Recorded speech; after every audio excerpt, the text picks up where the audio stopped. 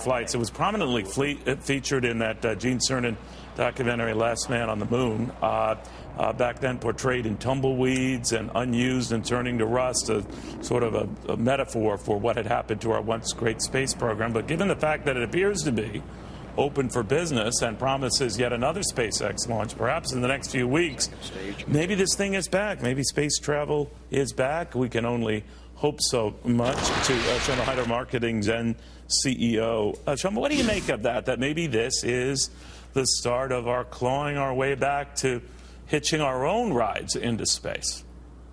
Oh, we're definitely on that ride. I think space travel is going to see a lot of innovation and advances in the next 5 to 10 years, especially under the current administration.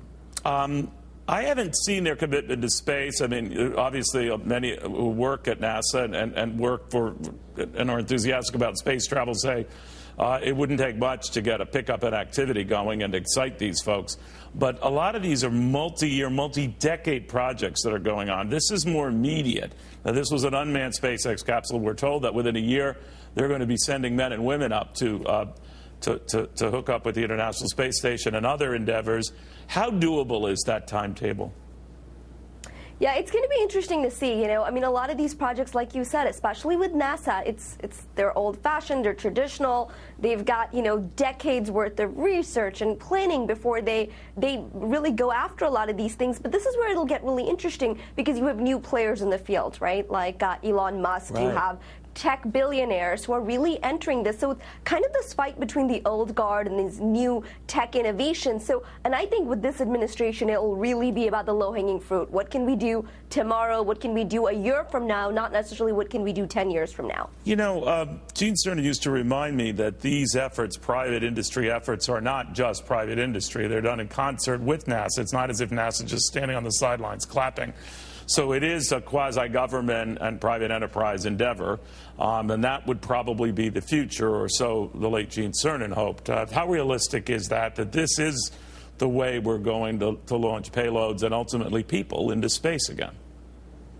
Yeah, look, I think privatization is very much the future, right, of space travel, and I think NASA will end up serving a more supporting role, if you will, than it has in the past, maybe. So it'll be interesting to see how that plays out. And what about, you know, where the boosters can land safely back on Earth, as is the case here?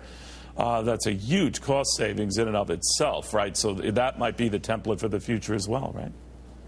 Yeah, definitely. Like I said, the battle is now between like the Lockheed Martins and the Boeings and right. the Facebooks and the Googles of the world. So that's really where we're going to see this play out.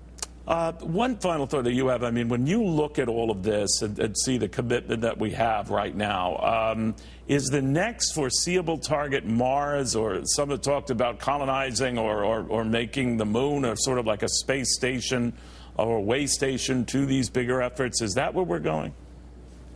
Yeah, I mean, look, it's going to be Moon and Mars, right? And it's interesting because even another step kind of away from that is also going to be just sort of these satellites and internet. I mean, yeah. We think the internet is ubiquitous, and it's really not. One of the things Facebook's been trying to do is have a connected world, right? And so there's like sub-Saharan places in Africa that don't have internet right now. And so these things that we're talking about, it's not just about colonization of Moon or Mars. It's about how do you make the world even more connected in the digital era, and that's something that I think is really exciting.